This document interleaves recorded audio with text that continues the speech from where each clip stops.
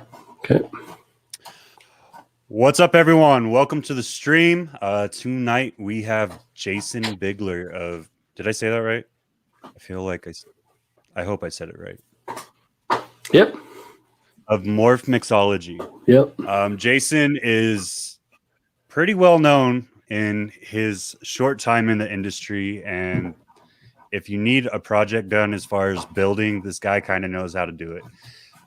I affectionately call him the master of DIY just because everything he has, he's pretty much built with his own two hands, which I applaud, sir. That's freaking outstanding. I hope you haven't oversold that a little bit as king of DIY maybe or whatever. A little bit, so maybe a little bit, but no, I mean you built all your own racks, right? Yeah. Yeah. You built your own incubator. Like I remember the first time I really saw you was when you started all your DIY videos on YouTube. Well, that's what started. That's what started the channel originally. I figured if nothing else, I needed some way to stay in front of people, you know, right? Because if nothing else, that helps with marketing and business and everything else. But you know, I figured I'm going to be in my garage building all these racks because obviously my collection is going to start growing, you know, and that's like, might as well put a camera up. And I have no idea. I'm not a videographer. I'm not an editor. You know, I'm a one-man show. Right. And most of my stuff is off the cuff and not cut up at all. So I was like, screw it. I'll film it and maybe I can help somebody build something themselves. So that's where we're at. So what helped you come up with the ideas? Like, where did you get your blueprint design? Did you just pull it from someone or did you make it yourself? Well, you know, in all honesty, the first place I saw the first set of rack plans was actually from listening to the Ball Shit podcast with Sean Bradley. And he mentions a number of times throughout that podcast, you know, episodes in that,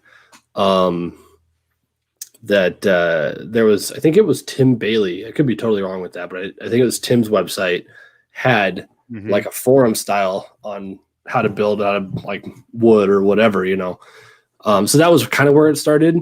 And then I saw, obviously online, I saw all the TGR and Animal Plastics and all the other racks and that. And basically, let's be honest, everybody's rack is identical. They're all the same. Pretty much. Or very similar, you know? Minus one cut here or there to change the patent. Absolutely. Exactly. If it's patented at all, you know? And so, and I happened to, for other reasons, because I used to build, I used to work for a buddy of mine kind of unofficially and build custom car audio stuff. And so I got what I would consider proficient with Google SketchUp, but proficient in the sense that I can build, you know, a box and cut a circle out of it and measure, you know, where the centers are and shit like that. And so, you know, I can't do some of these SketchUp artists and that they're just insane, but that's not what I needed. I needed to be able to design a rack. And so I found on the Google SketchUp, like forum page or whatever, a download for somebody else's rack. So I downloaded it. I stole their tubs because the tub actually looked like a regular tub. It wasn't just a box. It was like angled and clear and everything else. And so I just stole the tub out of it and copied it. And then I just stretched and made the tubs the size of the ones I was buying at Walmart or Target or whatever, and just started building racks on SketchUp. And I actually have the hatchling racks I have currently, the design plans for those are on my channel as a stream on SketchUp. It was like a 45-minute video or whatever, showing how I build them. You know, I'll build a level, get everything centered, and then copy it and just start duplicating it up the top as high as I need. And then I'll tell me, oh, okay, well, this spot in my room is 80 inches high, and I can fit with a base and wheels and everything. I can fit 17 levels in that or whatever. So that's what I started doing, you know, and just making it up from there. So now that we took the title out of, so if you guys didn't know, Jason is a Air Force veteran. What'd you do in the Air Force? Air traffic control. Is that what you're continuing to do now that you're out? Yep, that's my full-time real person job. and it likely will remain that way. I have zero desire, to be totally honest with you, to go full time with snakes. For me, I don't think it is sustainable long term. And it's hard to say that when I've been to Justin's place and I've been to, I've been to some other breeders' facilities, and I had Brian Barczyk here, and you guys that have been doing this for decades, and I talk to Billy regularly and stuff like that, who obviously it is a full-time sustainable thing for them. I just don't think it is for me. You know what I mean? I like the excitement of it being a kind of a side gig. I don't want to necessarily, I like the term hobby, I guess is fine, but because you can have hobbies that make you money, that's not a big deal. And I'm not afraid to admit it. I'm doing it as a second income, and I don't think anybody should be afraid to say that out loud. But I have zero desire to go full time. It's not. And the big one for me is because I do the vast majority of it by myself. My wife will help occasionally in that, but she's not going to go in there and pull snakes out and let me clean tubs and stuff like that. And now we got a baby here, and so it's my thing, and I really don't want to have to pay somebody, because when you get to that point where you need to start hiring people, then you need to exponentially make more in what you're doing. Right. And then you're looking at facilities and overhead and staff, and I just don't want to get into that. So, and for that matter, go ahead. I'm sorry. To be honest with you, I've got probably the coolest job on the planet, in my opinion, and I make really good money, and I don't work that hard, and I really enjoy it. So why not? I think it's a good mindset, man, as far as just keeping it as a hobby. I definitely agree. I think long term, if you're not willing to dive everything into it, it's almost impossible to sustain. Well, and I do wonder what the long term, like legitimately long term, outlook for ball python breeders is on, for us at least, a national level. It's like it seems like there's constantly new breeders coming in, which is awesome. I think that's great, and that's the way it should be. But at some point, the money just keeps being passed around the same group of people. We sell animals to each other. We sell an animal to this guy so I can go buy one from this guy. And I honestly wonder if there's an apex to that curve of saturation of the market, to the point where there are so many ball pythons being produced in America that almost none of us can sell them all. And I think we're a long way off from that, but I wonder if that's a long-term possibility. You know what I mean? I think to an extent, you're right. What I would say with that is I think you're looking more at the investment side of it. Like, you have the guys that go full wholesale, where they'll be able to push their hatchlings year round all the time, just because they're going to sell that $150 or $50 ball python all day. And it's not a big deal. You know what I mean? Like, anyone will pick that up just for something a little bit fancier than, say, a normal. Not that normals are bad. I'm not going to, we all know how we feel about that. You know what I mean? Like, yeah. But I think once you start getting into that investment quality, like once you start hitting that $1,000, $2,000, $4,000 snake, I feel like there does have to be an apex to it. Like, you have to know the people to sell that snake. You can't just be a brand new no-name person. You have to have that connection with people to get someone to drop that type of money, because that's a significant amount of money. Like, for a lot of people, that's a month's income almost. Well, and that was, admittedly, that was a big part of my getting into YouTube, making a presence on Instagram, stuff like that, is because my goal, everybody knows it in my logo, the thing that got me into trying to breed was the dreamsicle, and initially the emoji snake that Justin had that went viral a few years ago. And I realized immediately, even if I had the money to go buy a dreamsicle male and a double het female and try to make one next year, which I don't. But even I did, who is going to buy a $2,500 high-end animal from somebody with zero presence that's only been doing this for 6 months or whatever? Right. So I had in my mind, knowing I wasn't probably going to get there very quick, that I needed to be in front of as many people regularly and routinely as fast as possible, so that when and if that happened, I had a chance. And as it turned out, this past year, as my second season, we hit a scaleless, which is a high-end animal. We hit scaleless head pieds, relatively expensive, GHI clowns, lavender head pied, so I started hitting some real money animals as far as I'm concerned in my world anyway. And it's proved my theory that being in front of everybody up until this point has certainly helped. Right. That GHI clown project kills me. I love that project. I shouldn't have got rid of it, but Chris, you got to do what you got to do. Chris is in the chat, so he'll hold it over me. Yeah, he's lucky I didn't see it first. That's all I'm saying. Yeah. I'll make more. She's already locked up again, so. So going back to your Air Force time, I feel like military have a certain mindset, especially when we're getting out, where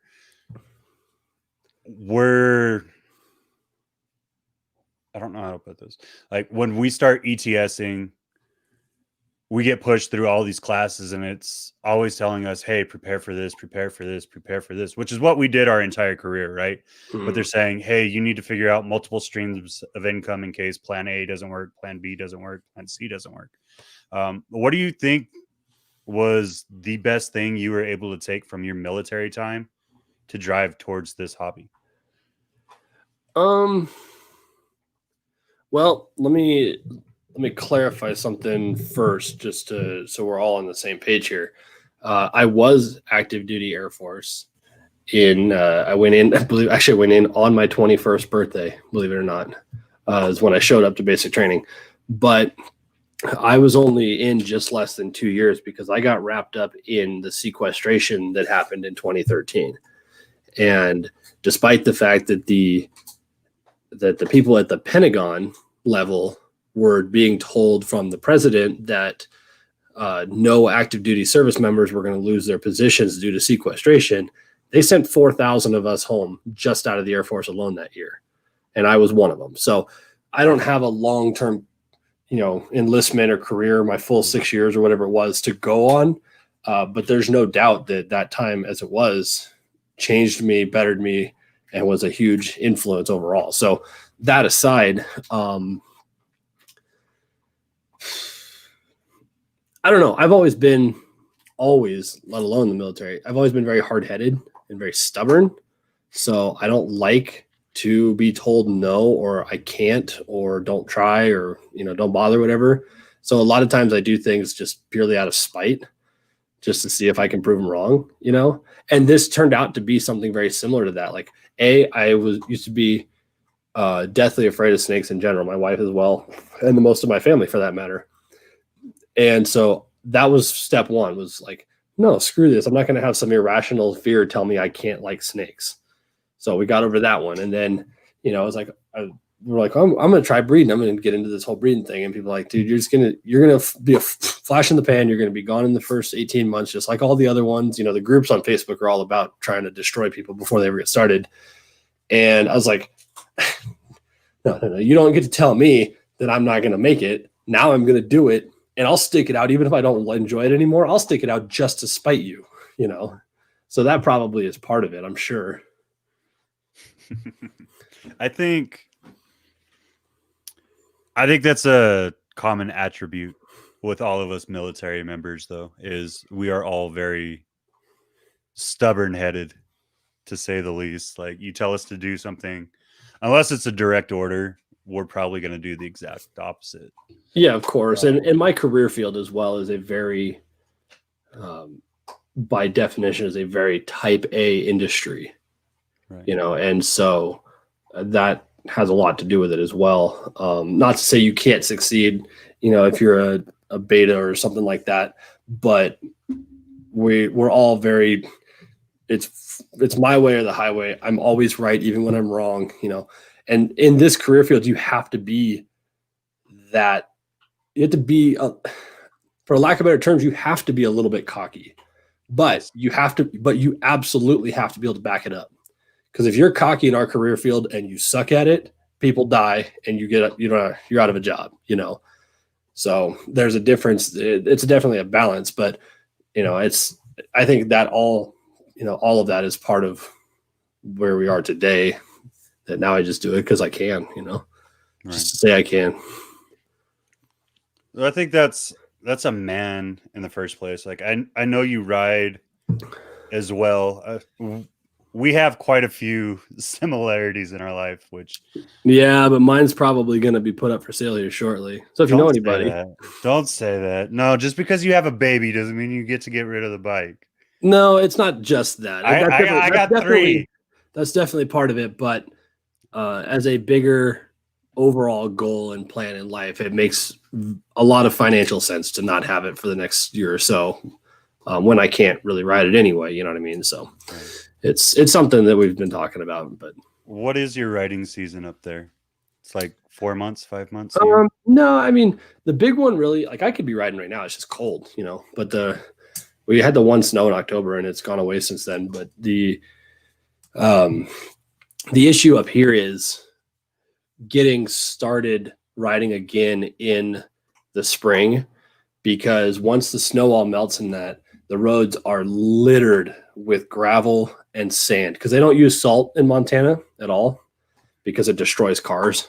So they use sand for the ice in that, and then it just turns the roads into freaking marbles for about a month. So I usually don't start riding until 6 weeks after the snow's gone for good. So it's mid, April, May, something like that. And then we'll hang them up usually around mid-October. Oh, depends on the day. You get about 6 months. Yeah. Not bad at all. No, I feel you. I mean, it's just my lifestyle now. I don't think I could do different, but. Oh, I'll always have a bike. And, if I have to sell this one to achieve some other goals in the immediate, I'll have another one someday for sure. That's not the end of my riding at all. I mean, I was born and raised on a motorcycle, so that will always be a part of my life, I would honestly get in trouble if I got rid of my bike. One, my wife would hate me. 2, I'm a member of an organization, so I'd have to leave that organization. Yeah, and we all know how that goes. So it's. I dove into that about as hard as I dove into snakes. So yeah, I don't do anything half-assed, unfortunately. I'm the same way. I think that's the part of that thing you're talking about. Yeah. So what made you decide on ball pythons versus like colubrids or any other species? Because it seems like when we came in the industry, because we came in around the same time. Actually, I just looked that up because we were talking about it before we came on about my first snake. I got my first snake, Kevin, in December of 2017. So we're just coming up on 3 years with him. Jesus. Yeah. So yeah, right around 3 years. This will be my third. Well, this will be. Yeah, I started collecting again in 17, like mid 17. So. Yeah, it's crazy to think I went from afraid of snakes to 1 in my bedroom to 87, not including hatchlings, in a custom built room in my garage in less than 3 years. I applaud you, sir. That's dedication. It's insanity is what it is. Pretty much. When I say I don't do anything half-assed, my wife hated me. I literally dropped, I think like 15, 20K within a year on snakes when we had 2 kids, 1 on the way, bought a house that year. Like I didn't slowly progress into it. I dropped much more than I probably should have. But that's kind of what we do. Yeah. Which is fine. But to answer your question, part of it was a lack of knowledge of other species at the time. When you watch Brian Barczyk's videos and whatnot, when you get started, he does a lot of colubrid stuff in that too, but he's a ball python breeder. At least that's the way it was portrayed when we started watching his videos. So that was front of mind for me. Lack of experience or knowledge with other animals was part of it.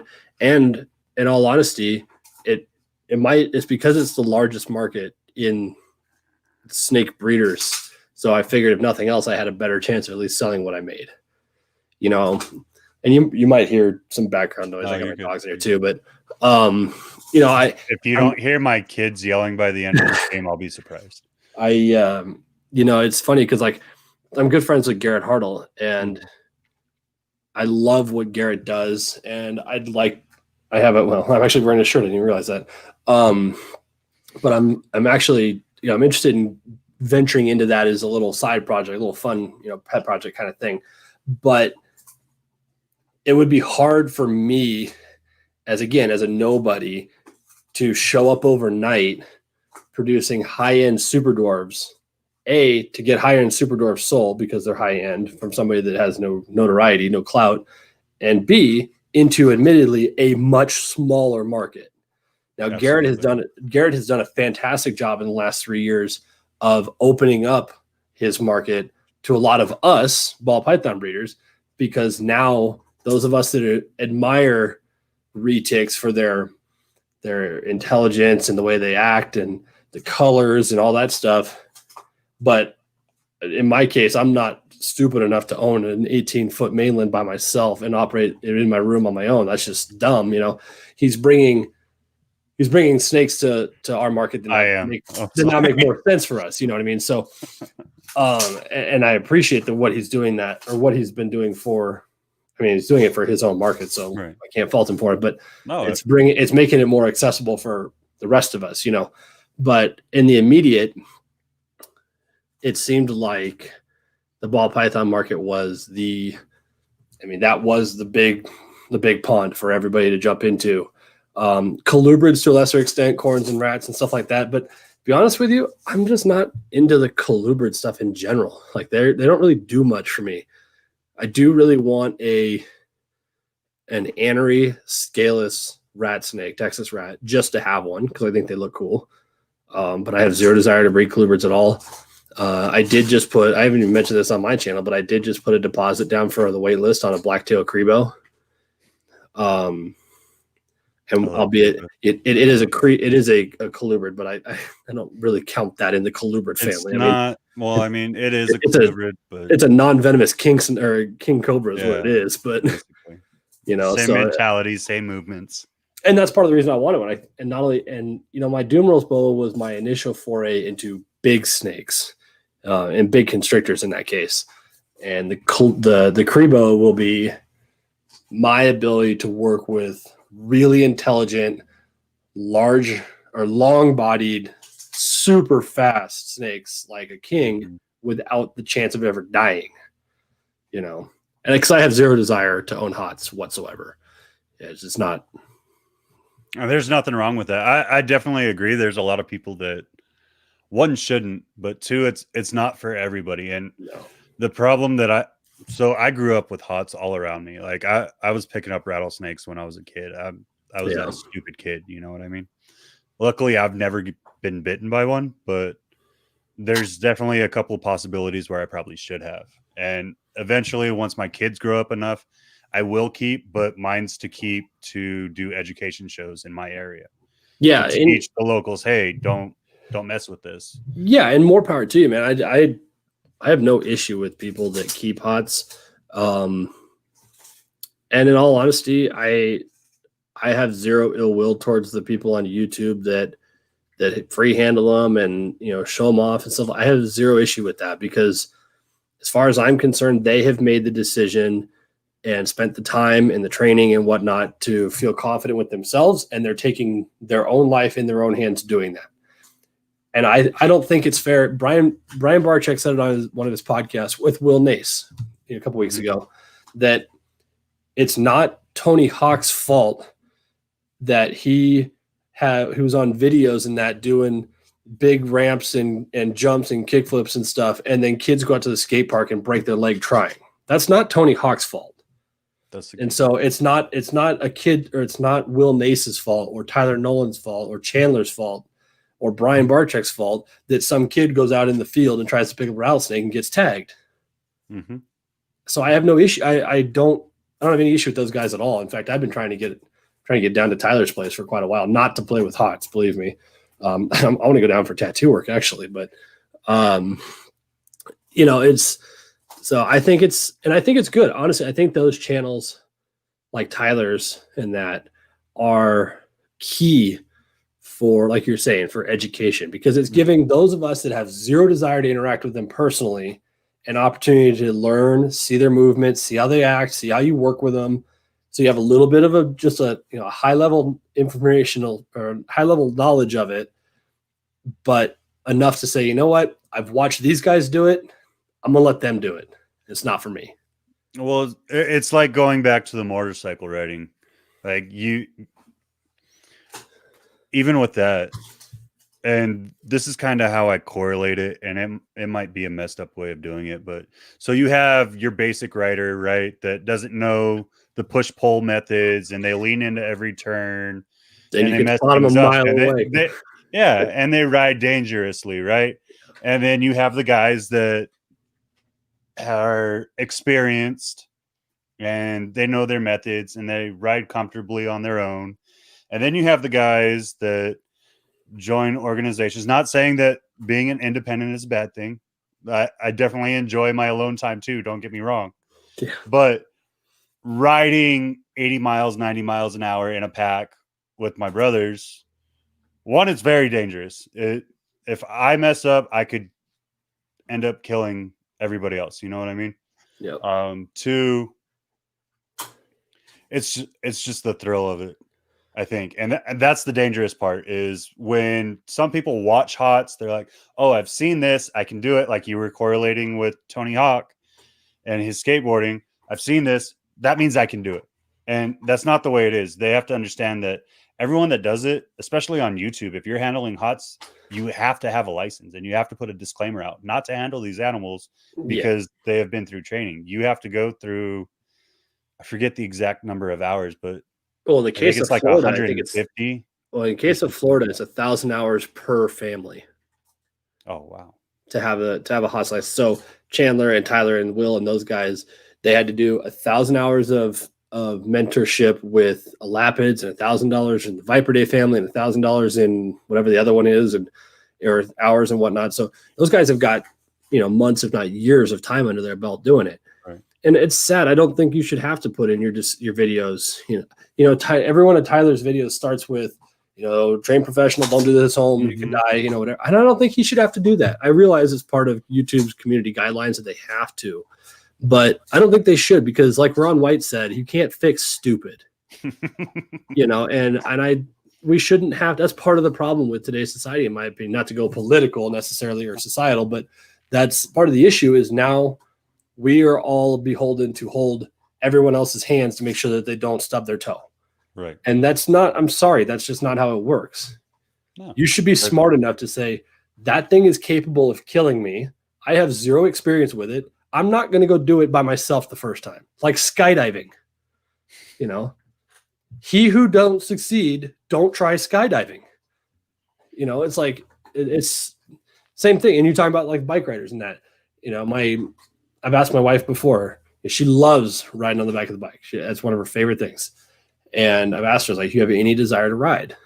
And she said, she wants to learn how to ride a motorcycle, but she has zero desire to be a bike rider. And I appreciate that for two reasons. One, that she identifies that she doesn't want to, which also saves me the money of having to buy her a bike. But two, I know enough about her to know that she would be dangerous on a bike by herself, right? If not just to herself, to those around her. And it has a lot to do with the way she reacts. Like, you and I go ride and somebody pulls out in front of us, our split second reactions are designed to not plow into that car and die. Right. I'm not convinced that hers are, you know what I mean? And so she doesn't ride, and that's totally fine. And I've been tagged enough times by my ball pythons to know that any one of those other, snakes, a hot or otherwise, could do the same thing. And I don't want to take the risk of getting killed. And aside from the legal issues of the big constrictors, that's the same reason why I don't have any of the large, massive constrictors. I don't have a big adult berm. I don't have a big mainland retic, because, like I said, since I do the vast majority of this by myself in my own room, oftentimes when I'm the only person here, all it takes is one mistake, one slip up, and that thing could literally kill me, and it's just not worth the risk.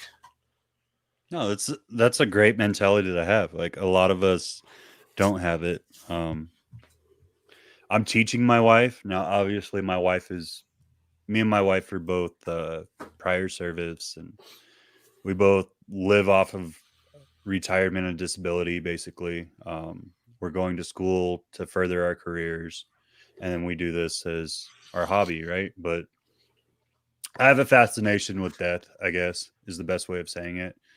Things that are dangerous kind of draw me. Yeah, it is what it is. And I think a lot of people have that, but being smart about it's another thing. Now I do have mainlands. I have quite a few mainlands, actually. They're all babies right now, but as we're doing it now, I'm training them, I'm teaching them, like, I'm handling them rough so that they don't have that immediate response, or it's not a food response all the time. They're getting tap trained, they're getting handled roughly, they're getting their heads touched or grabbed and put in positions that they don't like, so that when my wife has to help me, or my kids as they grow older have to help me because they're being trained at the same time, it's going to be okay. Now, I'm not a small dude, but obviously once you get to a 12, 14, 16 plus foot animal, there are plenty of dangers in it. So I do appreciate your mindset on it, because it's not meant for everyone. And everyone sees it and does that impulse buy. Exactly. And I was just going to say, I'm sure the difference is with you is you went into it with a long-term plan of, when they get to that point, this is what we're doing with it, so that we're all going to be safe with it. As opposed to, you stop by a Repticon next weekend and you see, a lavender golden child that's just bright fluorescent orange and it's only this long. You're like, I'm buying that because it's only $450.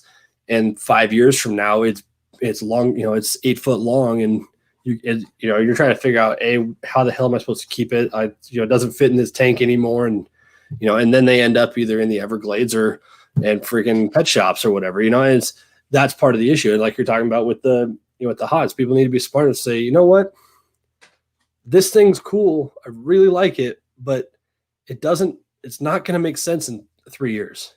Right. I can't just live today, So it's like, I love people that I see them online all the time, that they have those. And I don't remember if you do or not, but they have those fennec foxes. No. Somebody in our small circle. Our circle has a fox. I can't remember who it is. It might be Jeremy, actually. I saw him in the comments earlier. It might be Jeremy.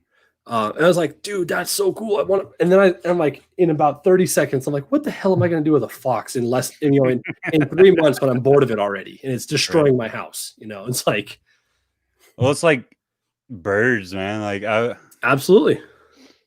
I keep looking at these bright colored parrots and things like that. I'm like, they're so freaking cool, and they talk back to you, and you can do whistles and calls, and they actually interact. It's really cool. But at the same time, a lot of them do this whistle that hit my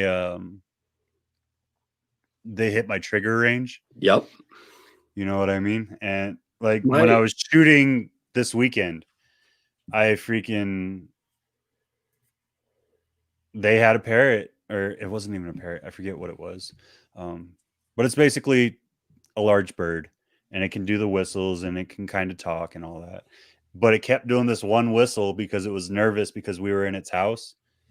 And I had to walk out of the house for a second and calm down, come back in. But my buddy's got an African gray in his facility, and the bird, I can already tell I would never want one. It's cool. You walk up and you can pick him up and you can pet him. Well, I can't, because he hates people. He hates everybody except James. But you know, and then you're sitting there, it's like, and he's got this like high pitched screech. He has perfectly mimicked the backup alarm on the FedEx truck. So you'll be sitting in there working, building racks, whatever, and all you hear is like, like it's ear piercingly loud, and it sounds exactly like the FedEx truck. And it's just obnoxious. I'm like, okay, I don't need one of these. This 10 minutes is more than enough for me. You know, it's like. James is that the enclosure guy that you're working with now? Big Sky Reptiles and Enclosures, yeah, here in town. Right. How did you I know I've watched it. I feel like it's been what, about a year or so since you started that, maybe a little longer? Yeah, something like that. We built my enclosures yeah, probably about a year ago, I would say, something like that. I'm getting off topic. I enjoy this though. No, that's one of the best things about this is I feel like you just get to have a normal conversation with people you don't always get to. So back on ball pythons, and then I kind of want to jump into the other stuff that you work with, because I know you have the doom rolls and a couple other species. At least I think you do. How many clutches are you on currently? So we're done for the year. We just pulled the last one out, or just put the last hatchlings up for their first shed, and that was clutch 19 for us. I was desperately trying to hit 20 this year, but it just didn't happen, and it's fine. It's not a big deal. We only did 8 last year, so I can't complain. That's a huge growth.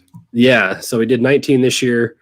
I haven't gone back and added up all the hatchlings and numbers yet, so I'm not exactly sure what we produced in total, but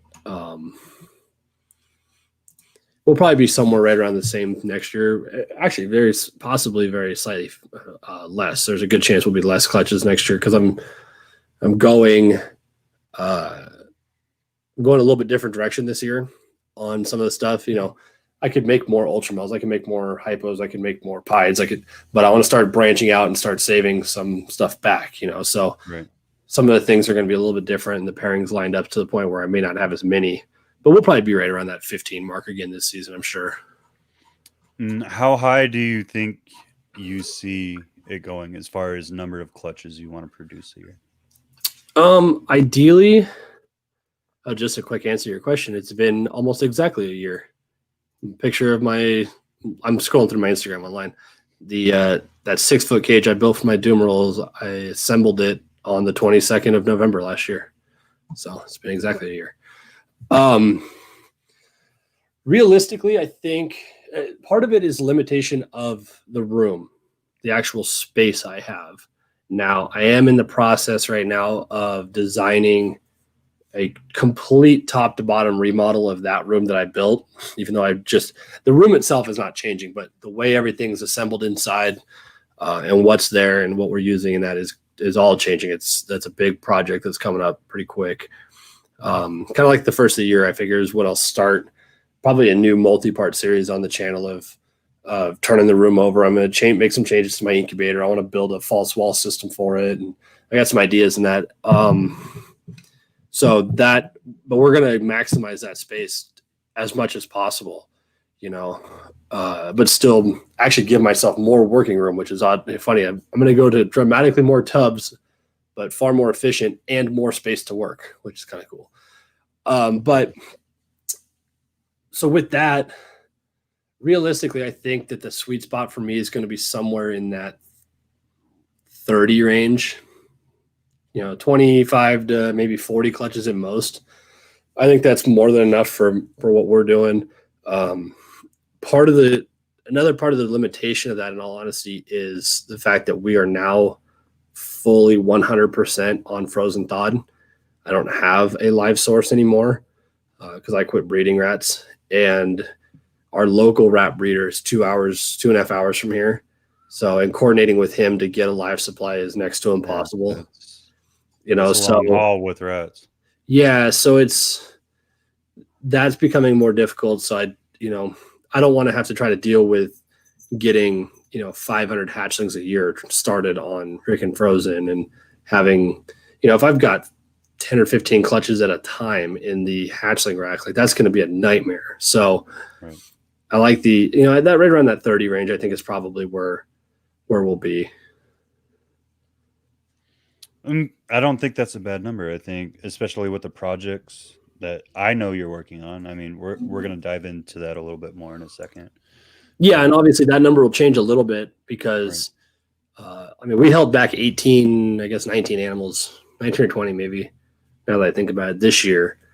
We held back 3 last year or whatever. So, and with what I'm planning for this coming season, we're going to have quite a few holdbacks.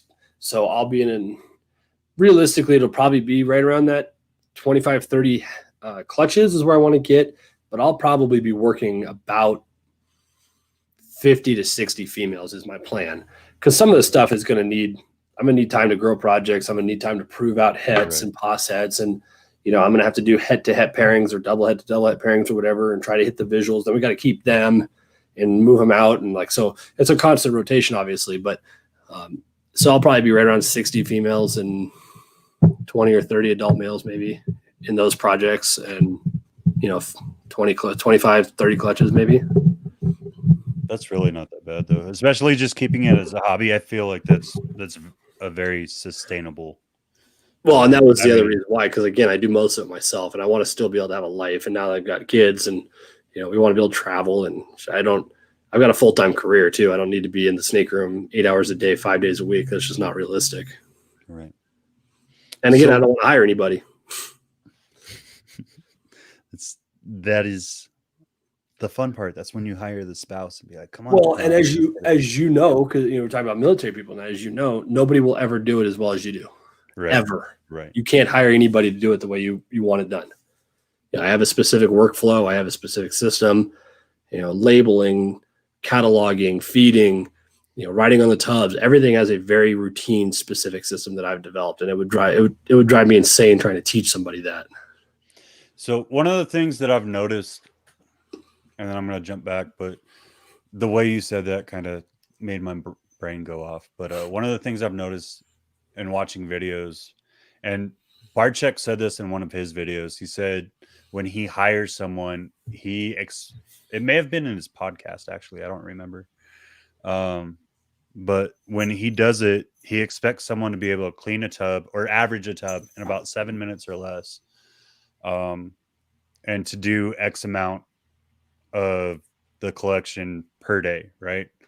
Because obviously they're working, I think some of them are working 7 days a week, obviously, but yeah, not all of them.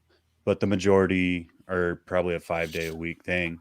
What do you think your average is, or like kind of what Chris brought up? How much time do you think you're spending, and what would you say it divvies down to per animal?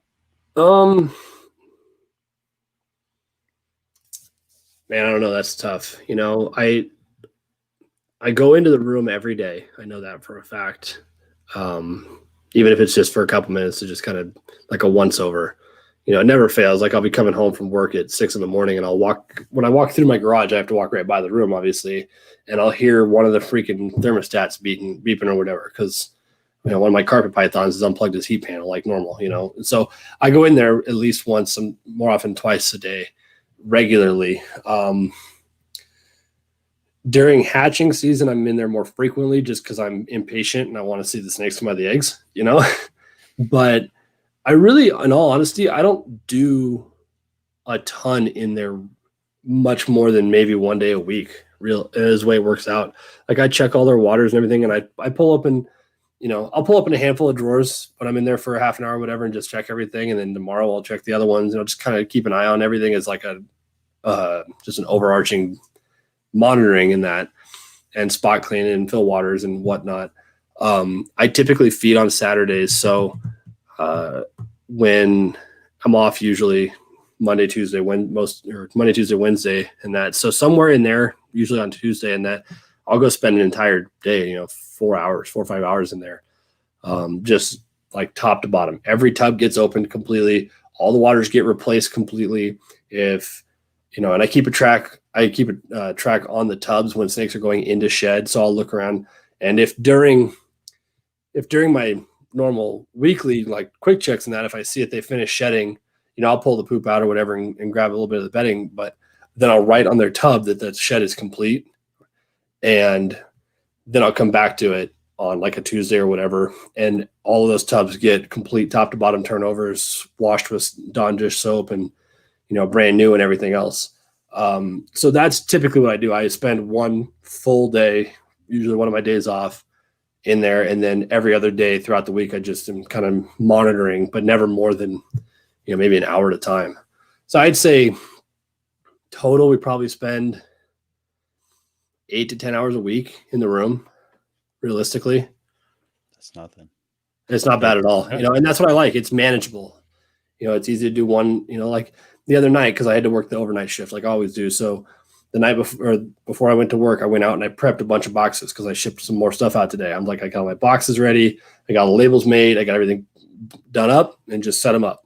And then this morning when I woke up from my overnight shift, I went in and packed all the animals up to ship them, went and pulled all those tubs, moved all of my hatchling tubs up, washed them out, So I just kind of, that took me, 45 minutes this morning to get everybody packed up and the tubs clean. So I'll just do it like that. And then I spend one good day really cleaning everything pretty heavy. That's usually when I'll go through and I'll clean the displays totally. I'll turn all them over. I'll replace all the papers and clean all the windows and, all that crap too. So I'll tell you my workflow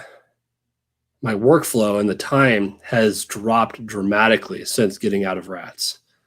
Because the rat room at my other house was a full day every week on my weekend. So like every Tuesday was dedicated from 10 a.m.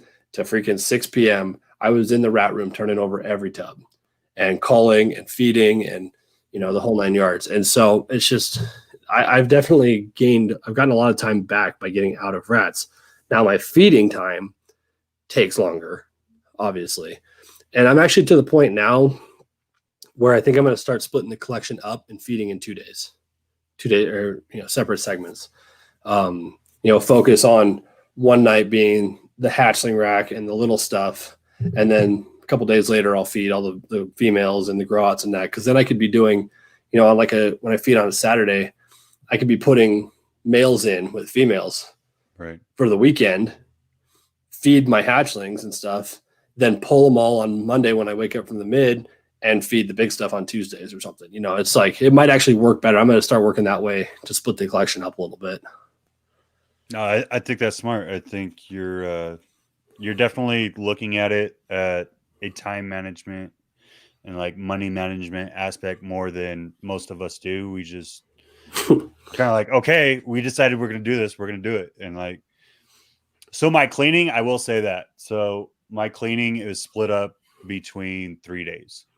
So I clean my hatchlings and like my sub-adults in 1 day. I clean all my breeders in 1 day. And then all my retics and my boa and stuff like that is cleaned another day, so that I'm not spending like 4 to 6 hours doing nothing but scraping poop all day, and I actually get some time with my kids and stuff like that. You know what I mean?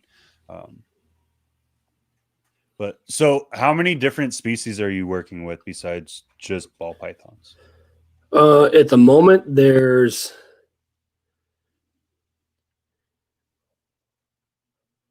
I guess at the moment there's 6 in the room. 2 of them I've got a snow hognose and I've got a total eclipse super snow leopard gecko, but they're just pets. I have no desire, I don't think, honestly, to breed either of them. They were kind of like my wife's entrance into owning reptiles, that and the bearded dragon, but we got rid of him last year at one of the shows. So I've got obviously the ball pythons. That is the overwhelming majority of the collection. That's for lack of better terms, because I'm not afraid to talk about it, that's the moneymaker. Right. That's what runs the room. The ball pythons. And as of this year, we are a pure snake money in, snake money out business and that. So I don't touch my personal finances with it at all. That's and awesome. so the ball pythons run that room. They're there to, you know, to buy feeders and to buy cocoa blocks and to put new racks in and stuff like, you know, buy new animals in that. Then in my display cages for now are my pet projects. You know, like I said, I got into doom rolls as my foray into big constrictors. I had an opportunity to buy a 3-year-old female or 5-year-old female, whatever she was, that was already proven. And so I got a big snake to start with, although she was in kind of crappy shape, to be honest with you. So it took me a while to get her rehabilitated, and she's a monster now. I mean, she's almost 7 foot and just shy of 20 pounds, but a total teddy bear. She's an amazing animal. It really blows people away when I take her out to show people. She's not wild about coming out of her cage, but once you get her out, she's a total teddy bear. So I am trying to breed them this year. I tried last year, but I don't think my male was ready yet. I don't think it was old enough. This year, if you watch the people that watched my video with Brian, when we ultrasounded, she's got like 30, 35 millimeter follicles currently, and she looks thick. So I'm hoping that he's actually getting it done and we can produce some doom rolls this year. Because I decided I wanted, you know, back to what you were talking about earlier with the wide ball pythons. I realized about 1.5 years ago, actually, I think about the first time I went to Garrett's place, which would have been 2 or 3 years ago now. I realized that I wanted a little bit more flavor on my table. Who am I kidding? We don't do shows anymore, but you know what I mean? It's like I wanted a little bit of flair in there, a little bit of splash of color and something different, not just all ball pythons. So I wanted to get into the doom rolls just because I think they're super cool as a naturally, you know, as a normal quote unquote. They're just gorgeous. And the two that I have are dramatically different. So I'm really interested to see what they do together. I ended up with early on, funny enough, not long after I got my first snake, I ended up with a male albino motley possible jungle posset anery boa named Jameson. He's awesome. I love Jameson. He's super cool. And so at some point I do want to breed him. I'm actually talking with Joel, oddly enough. I've been trying to get freaking Teacup or whatever the hell her name is. I've been trying to get out of his hands for, you know, 1.5 years probably. So we might work something out there because she's a moon glow. So it'd be kind of cool to see what we can pull out with that. And then I do have a pair of carpets. Very opposite spectrums you're looking at. Yeah. That would be a neat contrast. And I do have a pair of coastal carpets. I picked up just a pure, well, allegedly pure. The Morelia community is insane about using terms like pure. Mm-hmm. That's one of the things I really appreciate about those guys. I've listened to Owen and Eric on Morelia Python Radio quite a bit and learned a lot from them. And I like that the Morelia community is very strict about keeping shit straight, you know. Right. But I have an allegedly pure coastal carpet. She's fairly striped. She's got some really cool pattern in that. And then this last year I picked up from Brandon at Living Legless. I picked up a caramel stripe coastal male proven breeder. So I don't think I was going to try breeding him this year, but I don't think she's quite ready. So I'll probably wait. But carpets are on my list. Obviously the boas.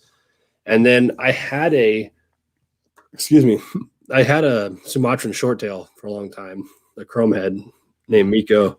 And I really wish he'd have been a female because I would have kept him for sure. But he just didn't make sense because I needed a female to start breeding him. But with my room overhaul, I'm going to have more room for like project animals, like fun stuff. You know, I want a pair of like everything just to play with them, you know, and I'm going to get into shorts. I want to get into bloods. I think, you know, I'll probably end up with a T-negative albino female here shortly.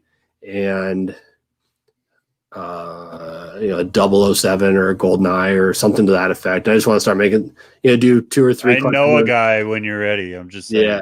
I want to do like, I know a couple of them actually. So, you know, obviously we do a bunch of ball pythons. My goal is to have a litter of doom rolls every year, a litter of boas every year, a clutch of coastal carpets every year, maybe 2 or 3 clutches of shorts.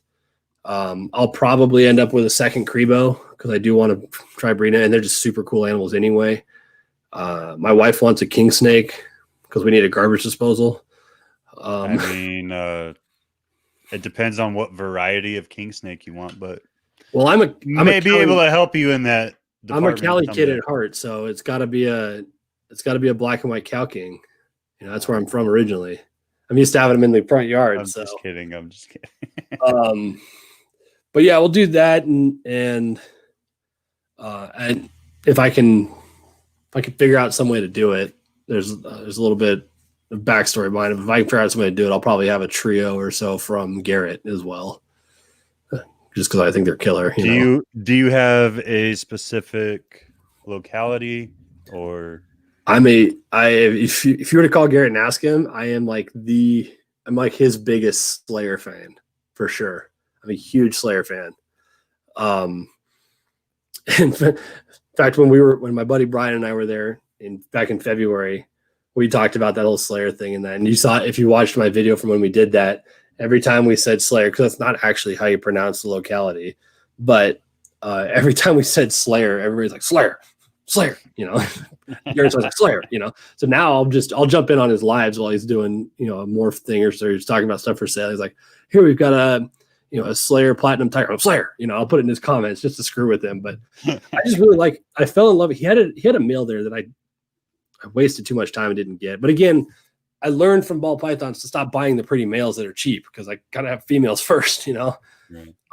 But he had this killer, just absolutely stunning Super Tiger, Slayer Super Tiger.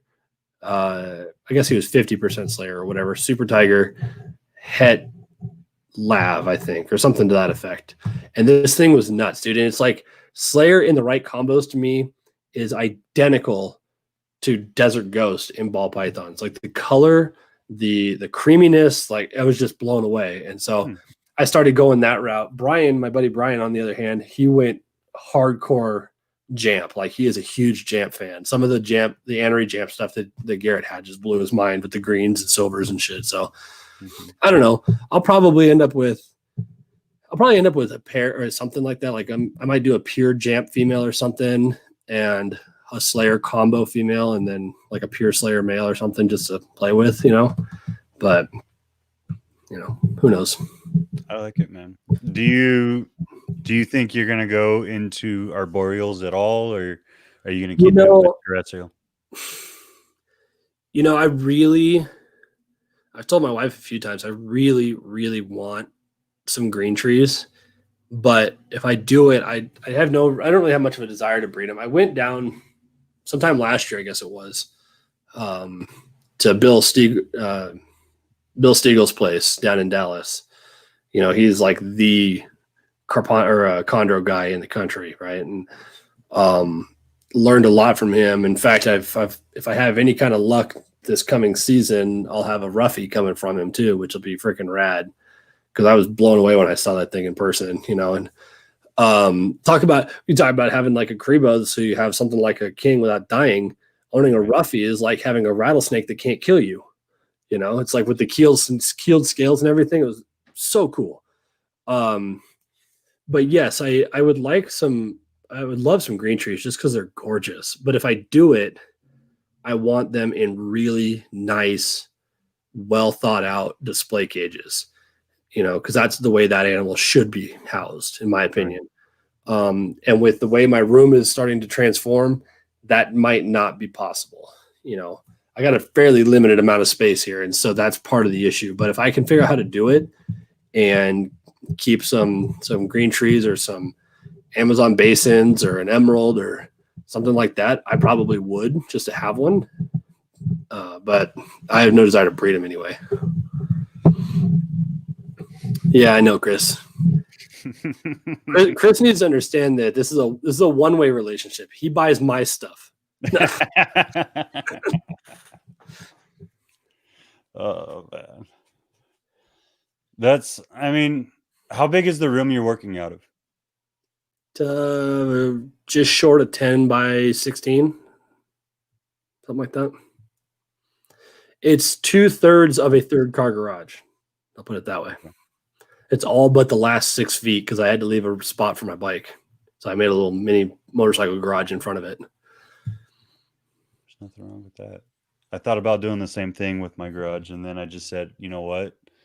Because our temperature here freaking fluctuates so bad. Like during the summer, I have to run the AC if they're in the garage. Like I have to have portable units in there running at all times. If it's winter, it drops down just low enough that'll mess with the thermostats. They won't be able to regulate. I have to run a couple of space heaters constantly, and it's well, and that was part of the issue. I just moved it into the house, and so now I'm like, I think I'm in an either 8x8 or 10x10. I can't remember. I have to look. Well, I had them originally in a room in my basement, my other place. That was like, that place was like 14x22 or something. That room, it was stupid. It didn't make any. I don't know why it was there. I don't understand. The house was built in '59. I have no clue. It was made for you, I guess, you know. And in all honesty, I had a ton of wasted space, realistically, but I had the same problem because, you know, the wintertime, the furnace is running constantly because it's, you know, below zero outside or whatever. And so the snake room would dry out really bad. And I'd have to put a cover on the vent so that it wouldn't be pumping hot air into it constantly and run a humidifier. And then in the wintertime, you turn the AC on and the humidity tanks. And then I got to run a heater. It was a nightmare. So I built this room, and it's full R19 insulated all the way around. And then but I have an exterior wall. So it's something I got to watch for, because I do have one of the exterior walls of the room is outside. So it's the edge of the garage. So I did put in I can't remember how big it is. It's like a 7,500 BTU or something like that, mini split. And it runs heat and air. It's on automatic. And I do run a space heater to supplement in the wintertime, because when it gets real cold, that thing has, because the heat pump is outside, it's hard to take, -5 degree air and turn it into 75 degree air. Right. So I do run a space heater on a separate thermostat to supplement it.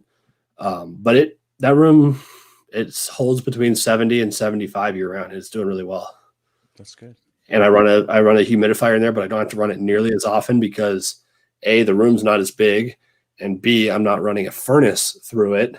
The mini split does pull, especially when the AC is on in the summer, the mini split does pull humidity out of the room. So I kind of fight it a little bit, but it's been holding right around 50 or so, 50%, just fine. And funny enough, I built a 36-inch wash basin, sink and everything with hot and cold running water and, the whole 9 yards. And so when I'm doing one of those cleaning days I talked about, and I'm washing tubs with hot water and Dawn just soaping at my big basin, the humidity in the room spikes because I'm running hot water through it. So I get a natural boost in humidity just by cleaning, which is kind of cool.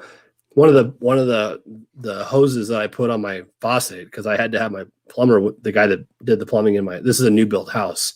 So I had the guy that did all the plumbing come out and he tapped into the lines off of my washer and dryer, pulled them under the house, back up into the snake room, and put stubs on them so I could put hose bibs on it so I could make this sink, right? And one of the hoses came off one night, and I just happened to, I don't know why. My wife and I walked out to probably check on one of the, I was going to show her one of the eggs that had hatched or whatever. And I'm glad I did, because the hot side had come off of the faucet and was just pouring hot side water onto the floor.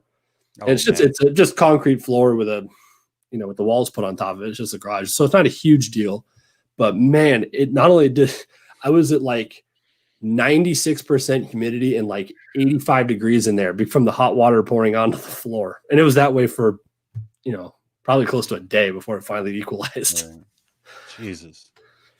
So do you use anything like sensor push to track it, or are you just using thermostats? No, I'm unofficially sponsored by Sensor Push. Okay. Jonathan and I talk regularly. He sends me the new stuff when it comes out. It's been on the channel. We're actually in talks of him being an actual channel sponsor. I'll put a pre-roll in with his stuff in that. And so I got Sensor Push stuff everywhere. There's one in the incubator. There's one on top of a rack that does the room. There's one in an egg box to measure all that. There's one outside. Like I got them all over the place, and I've got a bunch now, so I can put them in even more places. But I've been really happy with that system in general. I've got one in my Doom Rules cage, so I get the notice, when she's unplugged her heat or she spilled her water or whatever because it spikes. And in fact, it's it's funny that you mentioned that, because the other night, that snow that we had back in October, I had gotten up at like 1:30 in the morning or whatever with the baby to feed her, right? And so my wife goes to start feeding her. I reach over, I pick up my phone. It says incubator temperature below limit and egg box temperature below limit. And I had I don't know if I showed you or not what we pulled out of this very last clutch that we just had. But that was like did you put the video out? Because I don't want to spoil it. Okay. No, not clutch 19. I have not showed that to the most people yet, but that was a huge deal clutch for us. I was swinging for the fences, so there was only 4 eggs. So I was really critical about that last one that was in there. Right. And so I look at this, I'm like, oh shit, it says it's down to like 84 degrees or whatever. I'm like, what the hell's going on? And we're in like the last 2 weeks of incubation, right? Like this is go time. So I run out into the room real quick, and I find out that the one outlet. So when my house was built last year, they never put enough outlets in garages or light for that matter. So my dad and I, before I built this room, we went nuts. I went from 6 outlets and 3 incandescent light bulbs to 64 feet of LED light and 56 outlets between the snake room and the garage. Like there's outlets freaking everywhere. And I had like 8 or 10 outlets just to the snake room alone. And for whatever reason, there's one outlet in the snake room that I did not change because I didn't need to cut the sheetrock and put a double gang in. I just left it there because I had added another one next to it on the wall I built. Mm-hmm. That outlet in particular, because it's not because it's in the garage, but it's on the same circuit as an exterior outlet I have outside, just outside the door. It's GFI'd. That outlet itself is GFI'd, which was weird because almost every other circuit in my house is GFI'd at the panel, not at the outlets. But that one, because it's tied to the outside, so you get the moisture and crap like that from rain, is GFI'd at the plug. And for whatever reason, because it was storming outside or whatever, it had tripped it. That's the only one that my incubator was plugged into. So it tripped the GFI, shut my incubator off. Damn. And so if I had not had the sensor push stuff and gotten up in the middle of the night with my daughter, I wouldn't have known until the next morning. And it would have theoretically dropped all the way down to ambient, which would have been 70, 75 in the room. Yeah. So I swear by this stuff. I love it. It works great. That's insane to think about, man. Like I'm already freaking out, in all honesty. Like for those that have watched, I had my first clutch finally after fucking 3 years of trying, right?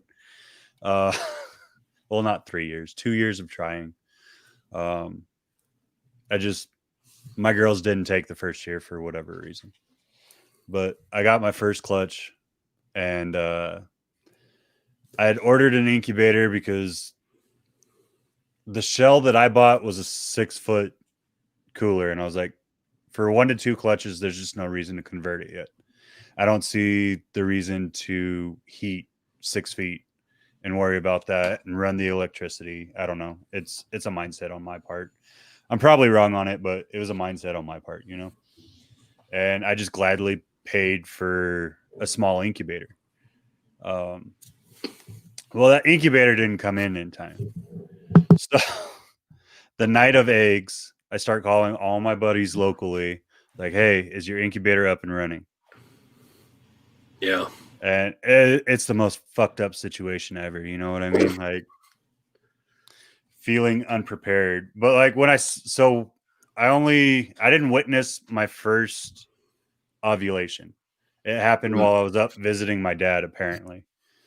And so when I got back, I saw the ovulation on another girl. And the day I saw that ovulation, I ordered the incubator. Yeah. Which I should have done it ahead of time, knowing that I was pairing. But I was like, well, if they don't prove this year, then I'm not going to put the money into it. You know what I mean? And you should theoretically get your product within that 60-day window. So unless something crazy is happening, and it is COVID, so crazy things can happen. But now that I'm sitting here thinking about it, if I end up selling my bike, I won't need that little spot in my garage for the motorcycle parking. I could build me, because that's another 3 racks, 4 racks. It's 6 feet from the edge of the snake room to the garage door, and it's third car garage wide or whatever. I could build an addition to my snake room with an end loading door as a walk-in incubator. That's bad. In that little spot. That'd be sweet. That's badass. That would be pretty rad. And it could just be freestanding, so that when I go to sell the house, you can just push it over and not worry about it. Right. That'd be so simple to build too.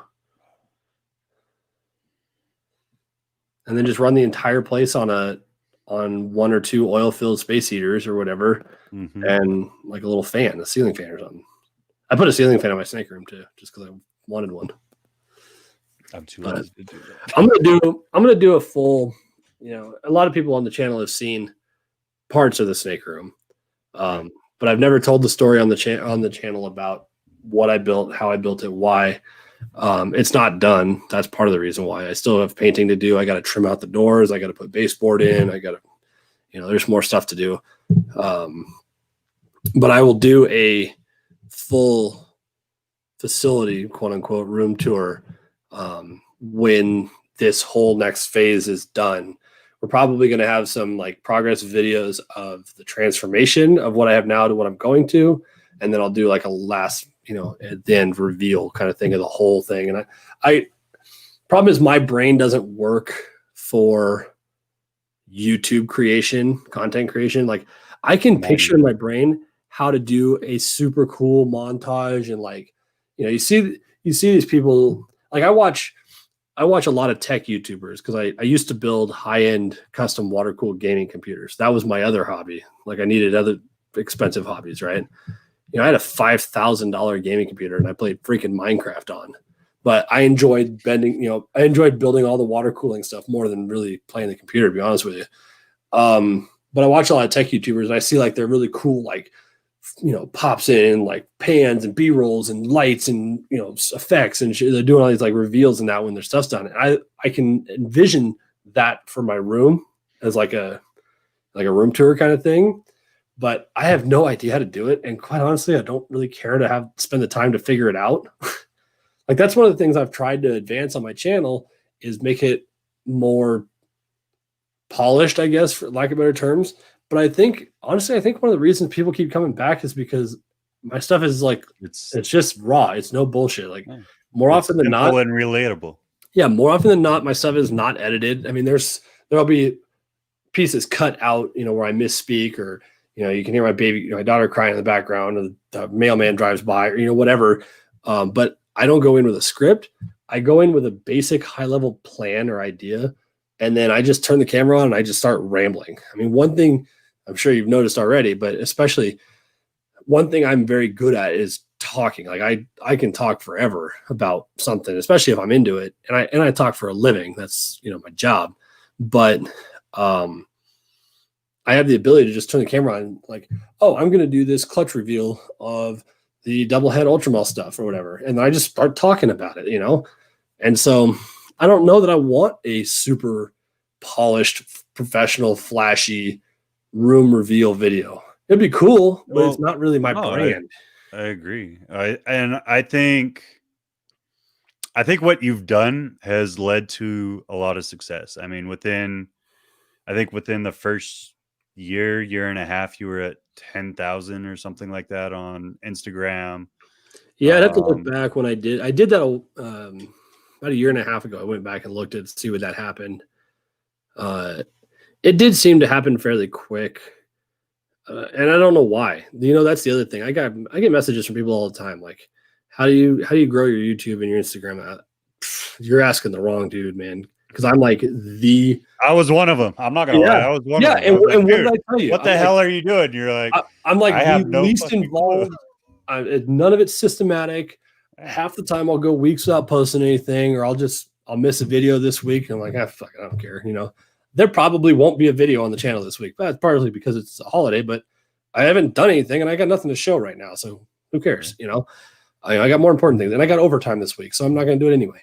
And it's just, I will probably never be Miguel or you know, obviously Brian Barczyk or Dave Kaufman or, you know, or Tyler Nolan. I'm not going to have one of these 50, 60, 100,000 subscriber channels and, you know, 500,000 people on Instagram and that, but I don't really care because, you know, I look at Miguel and I really, really respect what that guy has done in such a short amount of time. I really appreciate what he's doing for the hobby. And that, but he no doubt does that full time. Absolutely. You know, whether it's social, whether it's breeding, whether it's working in the room, whether it's his other businesses, that is his life. And I just have no desire to be a full-time influencer or whatever. Don't get me wrong. I would love all the clout and the fame and the free shit and, you know, stuff like that, but it's just not worth my energy, honestly. Yet I look at how that's the priorities, man. That's you got to prioritize what you want.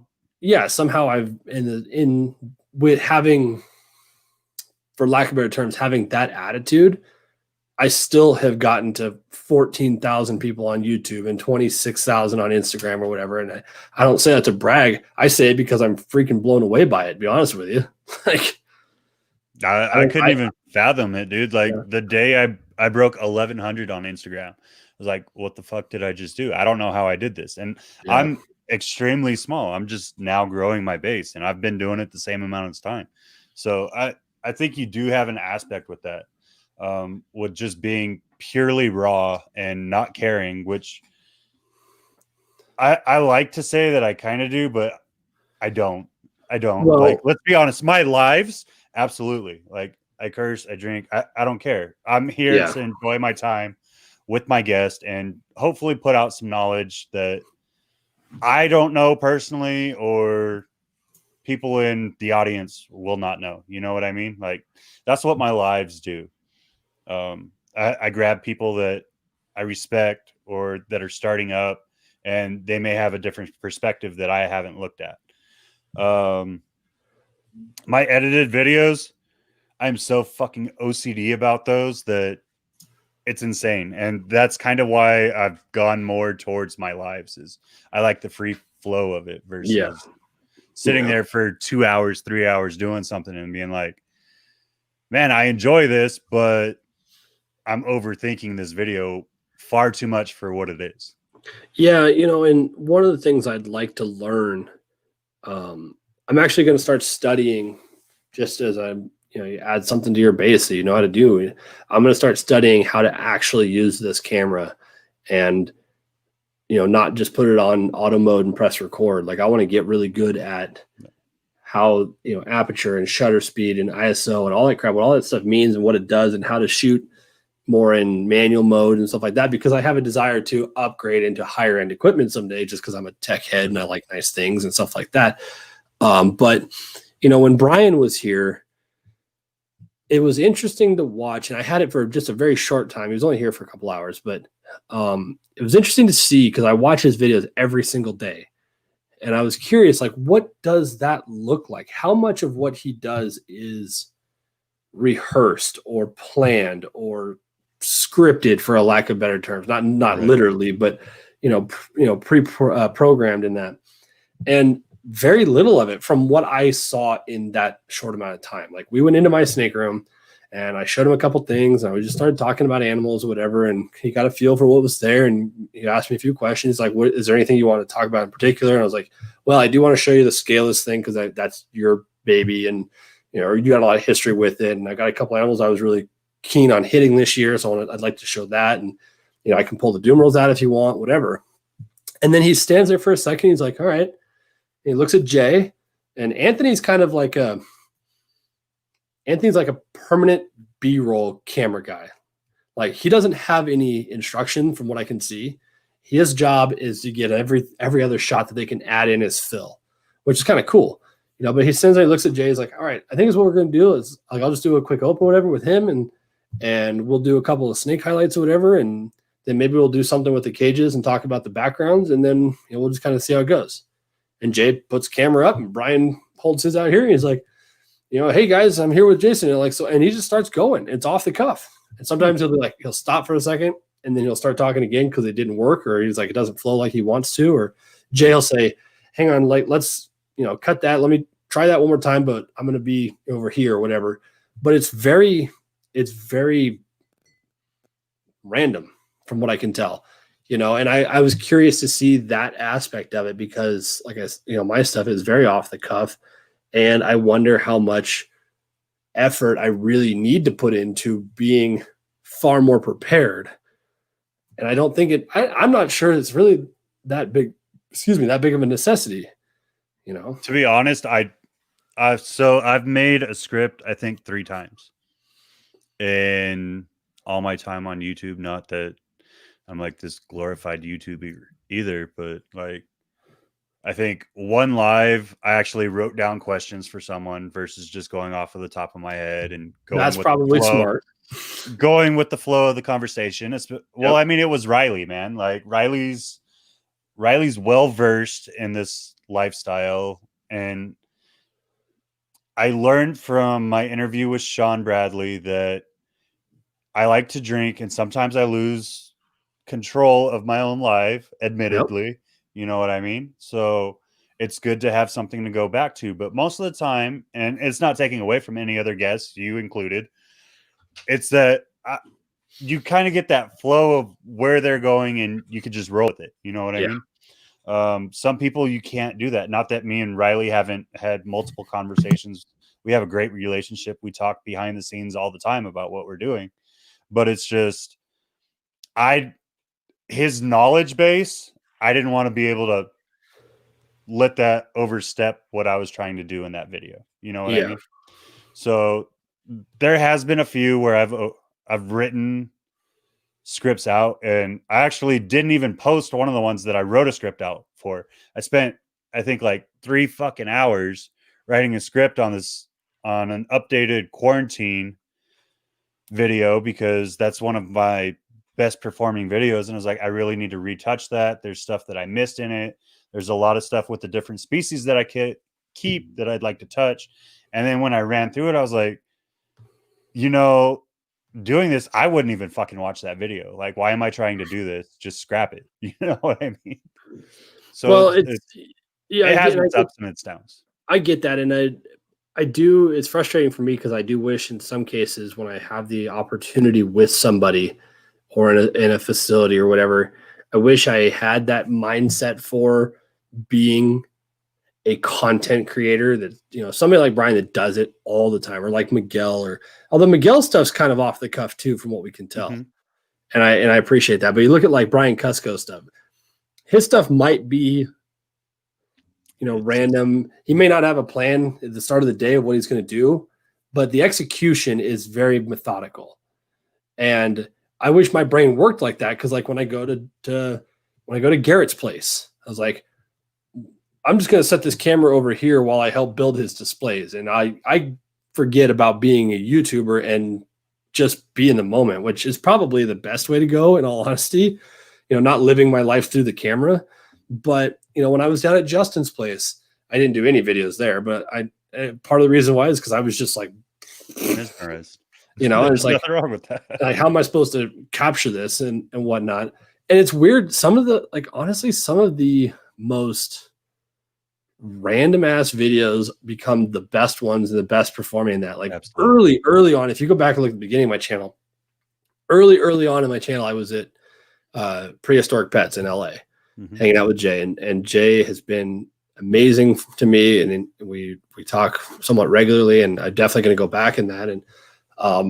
And he let me just kind of run roughshod around that place while I was there for the 3 days and whatnot. And I can't remember the name of his dude, the guy with the scraggly hair or whatever, but we went and looked through like their breeding stuff and a lot of their holdback projects, some ball pythons, a lot of the retic, stuff like that. And I titled that video, this is like 10 or 15 videos into my channel, and I titled it like the trophy room at Prehistoric Pets or something like that. Hands down, the most watched video on my channel. Full stop. Sadly, because I didn't know how it all worked then, I had been on a trial of Epidemic Sound online, which is like a sound, audio sourcing company and some of the audio in there is from Epidemic or from Ben Sound or whatever. And if you don't continue to pay that subscription, YouTube undercuts or demonetizes the video because you no longer have rights to the audio. Right. So now I've got this video with 300,000 or 400,000 views or whatever that never gets monetized and hasn't for 2 years. And it's not all about the money, but that one hurts a little bit when you see it, So now I mean, all my videos come with just straight out of YouTube's library audio because I never have to worry about it. Same thing I do, man. And same thing I do. I had another one that I had titled, it was just live feeding or whatever. And it wasn't a live video, but it was me, feeding the collection when I still had lives, rats in that. And that video did extremely well. And it actually just recently got taken down, oddly enough. It was up for 2 years, probably, something like that. And it had, 200,000 or 300,000 views or something. It wasn't monetized either for the same reason. And then I got a notice one day is that they were taking this video down. I'm like, why?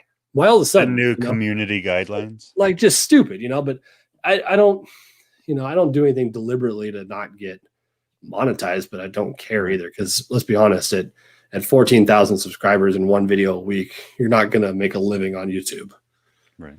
So it's not a big deal in my case, but yeah, I just wish I had the capability because I've got some opportunities coming up with people that wish my brain worked better though on how to be more polished about making content, And to be honest, that's one of the things I learned from visiting Brian. So I had the pleasure of actually going into his house. I don't know if you watched that video back then. That was like a year and a half ago, almost 2 years. And so that was a long day in the first place. Like I didn't get to his house till like right at dusk or right after it was dark. So it was during the summer. So it was probably like 8-9 o'clock at night that I pulled up to his house, and I say hi to the kids and I say hi to Hillary, and we put the kids to bed and all that. And, we go down in the snake room and we're talking to each other and just chatting like you do, you know what I mean? Kind of like you did with Barchek. And he's like, well, I got to clean retics. Like if you look, all the retic cage are messy. Like it's a retic thing. They mess up their cage every day. So that's like a regular occurrence. But anyways, so we start going and cleaning, and I'm like, I don't know what I want to film, and I'm making all these plans and trying to work through it. And he's like, dude, just clean the retic cages, relax. We'll figure it out in a little while. And then he just starts videoing me holding one of his retics, and it just turns into this whole thing where he starts holding the retic and I start cleaning the cage, and we start joking around. And it's a very methodical process. Absolutely. He doesn't go in scripted whatsoever. No, he just pulls it off the cuff, but it, like you were saying, it turns into a very methodical process, and the way he's able to piece all the footage has kind of opened my eyes to the way I need to film things. I'm still not very good at it, obviously, but it's been a huge eye opener. Yeah, I think one of the how to produce better. He did the same thing when I got to go visit. It was actually that same trip that I was at Jay's place. I was standing on the boardwalk in Newport when I got a call from Brian, because we had been talking back and forth about going out there, and I'd never actually met Brian before.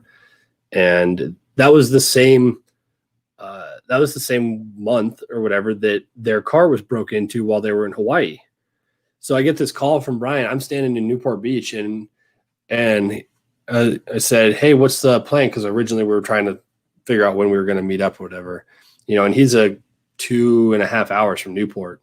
And I said, what's the plan here? He's like, well, we're just coming back from the bay. We just got the window fixed on the car or whatever. So we're about 2 hours out as well. And I was like, all right, well, what do you want to do? I mean, I can stay here in LA tonight. I don't have any plans. I just have to get to SFO by whatever it was, day after tomorrow, because that's where I'm flying out of.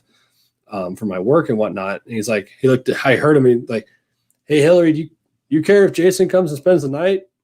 He's the guy that sent us the stuff for Leia, because I had sent him like a big stuffed snake or whatever for Leia when she was born and whatnot. And so he's like, hey, just head our way. I don't care when you get here. Just come this direction. So I started driving up there. I didn't show up to his house till probably 10, something like that. And we did the same thing. Ended up in the snake room. And, if you see his video with it, that's when that was my first, Jay's place was my first experience with big snakes, obviously. But, we took out Betsy Ross and stuff like that. We're playing with those and sangria and that kind of thing. And started talking. It was just interesting because he was getting all these like little shots or whatever. And then I watched his video later, and it's all this like beautiful mystical crap and like flows and transitions and whatever else. And it was super fun. It's like I wish I understood that. And one of the things after watching Barczyk here, and then he did his video, and then I did mine, which they look dramatically different, obviously. And then I watched the rest of his travel vlog up until it got to my house and I could see my video or whatever. I was like, the one thing that I'm definitely missing that I don't know, I know how to do. I don't my brain doesn't work in the moment to say, hey, time out. Let's do this real quick because I need it for the video I'm going to make in 2 weeks. Like, is all of that B-roll stuff, all the extra, the fluff, the really cool drone shots of your car driving down that road or flying through the canyon. The drones, I have the drone. I've done the drone shots and that. I just don't. Too. I never take the time and realize in the moment, like, oh, this would be a cool. When my buddy Brian McCourt and I were driving up to Garrett's place in February, we stopped at a roadside like a rest station or whatever, and I took the drone out. I'm like, I want to get a really cool. Everyone has these really cool shots of flying down the river, right, like under the trees and shit. And so I got the shot. I damn near flew it into the river, and then I ended up not using the clip at all because I didn't do any filming of the travel part of getting to Garrett's place. So it made no sense to have that extra B-roll because we were just shooting the shit driving to freaking Pittsburgh. I forgot to film, it's like, so that part kind of frustrates me, but like I said, it's certainly not my main focus. And I think in the long run, it's probably better that I just enjoy the moment and to hell with YouTube, As we all say at one point in our lives. Yeah, right. Especially if we've been doing this for any length of time. But no, I think you put a lot of good perspective out. We oftentimes hear the other side of it. So to hear a realist perspective on everything in the industry is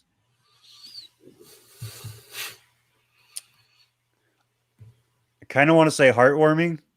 I don't know if that's the right word for it, but like a lot of us aspire to do so much and always want to look at the positive side and making this full time and doing this and doing that. And you're able to enjoy it, but still have the reality that this is the means that I have. Let's keep it within that means. Let's do this. This is what I need to focus on. And a lot of us can't do that. So that's definitely something I need to work on in the future. So you're an inspiration in that aspect.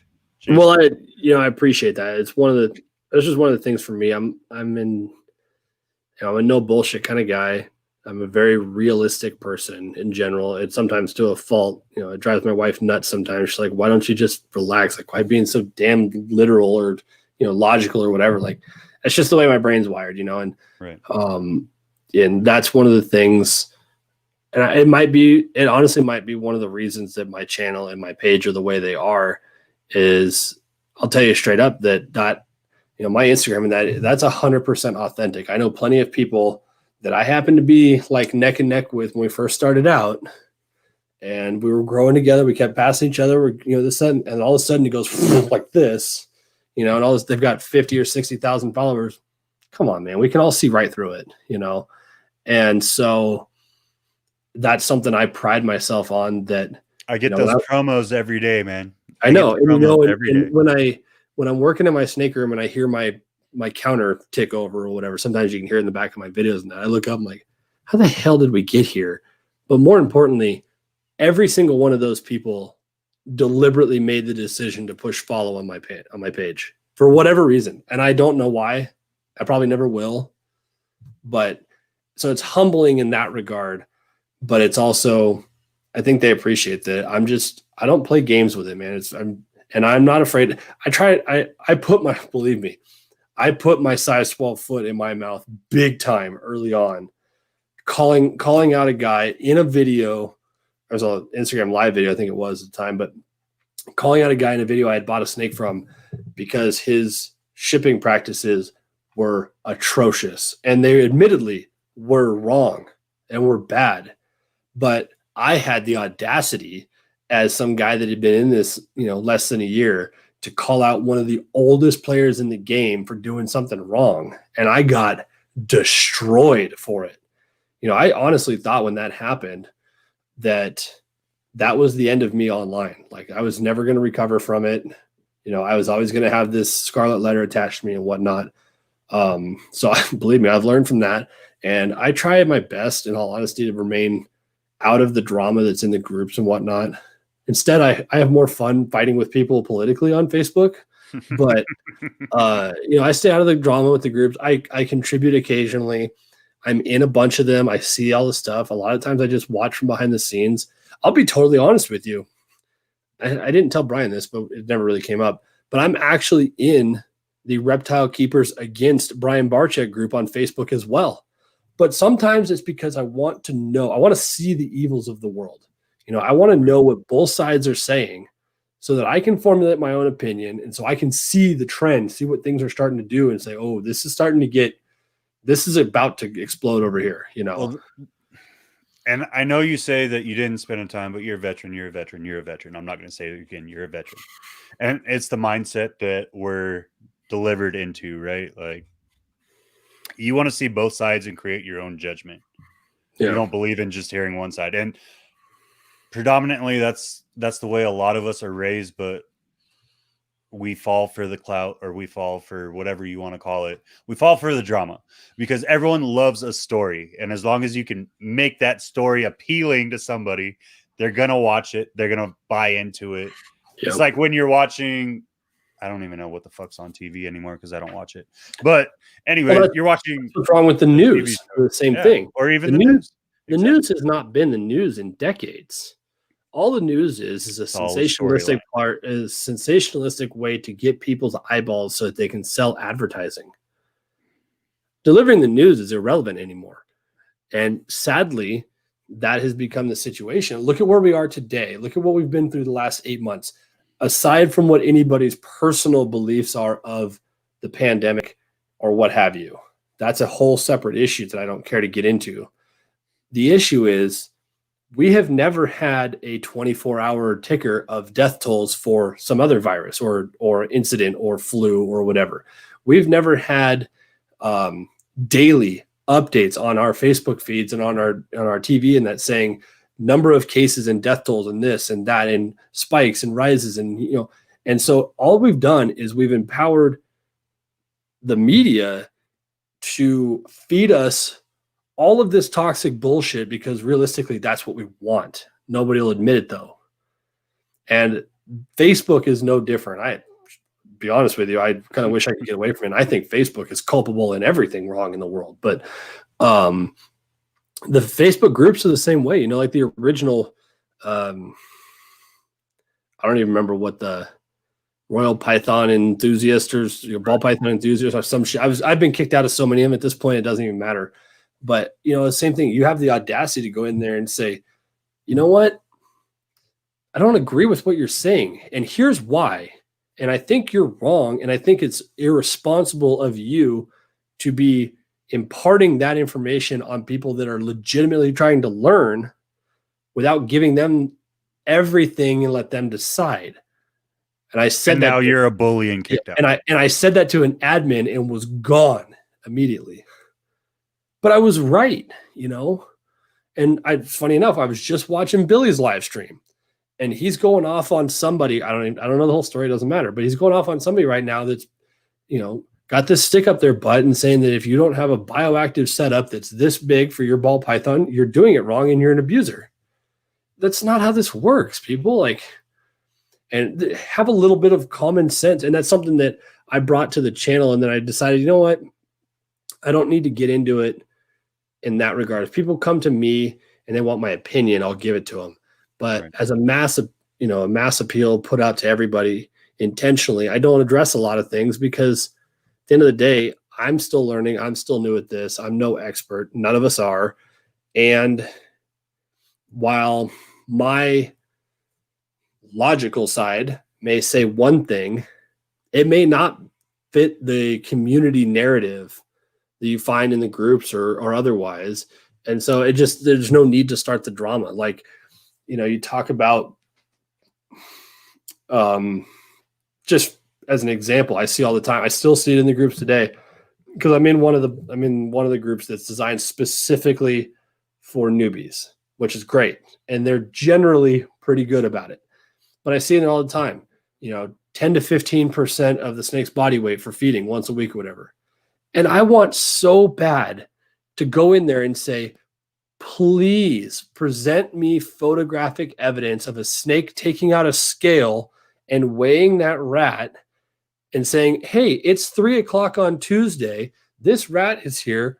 Well, no, he weighs 17% of my body weight. I guess I'm going to have to skip this week. Like, come on, people, pull your head out. Like, that's not how it works in nature, but you can't do that because if you do, you're a bully. And if you do, you're not following the dogma of what has been accepted as the right way, and so a lot of that stuff, you're not following the PetSmart care sheet. And I keep it off my channel for the same reason. I don't address feeding. I don't address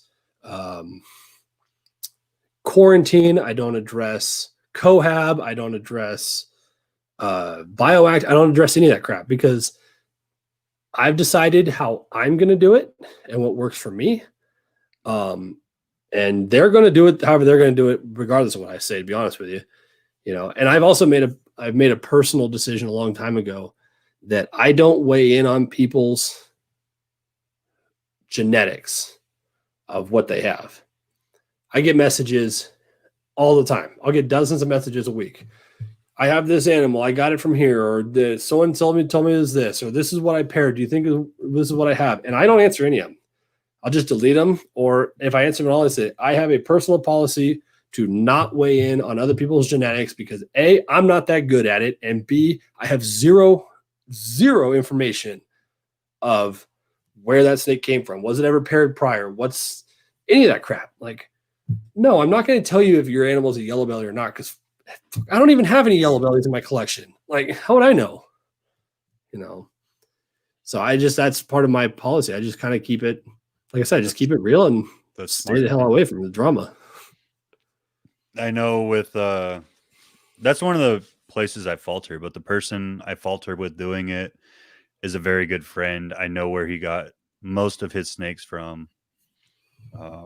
I know what they were sold to him as. I know what he paired because we're constantly in talks, right? And it's not big stuff, you know what I mean? It's like 2, maybe 3 gene animals at the most. So most of the time you can decipher. Yeah. Like especially with codoms, you can kind of decipher through the basic codoms that everyone knows. And so when he has trouble, he'll reach out to me and be like, well, what do you think? This was the pairing. And I'll sit there and I'll play with it and I'll start trying to help him through it. And then I'll be like, look, you know me as well. Like, I've only been in it a couple of years. What I would do is I would reach out to people that have been in the hobby 10, 15, 20 years and really find out, because I could be wrong. So don't list it this way, but this is what I'm seeing and this is why I say it. Yeah. And, shit, half the time I don't know what I've got, and it's like, it took me 2 seasons and 4 or 5 clutches now to find out that a male that I have was mislabeled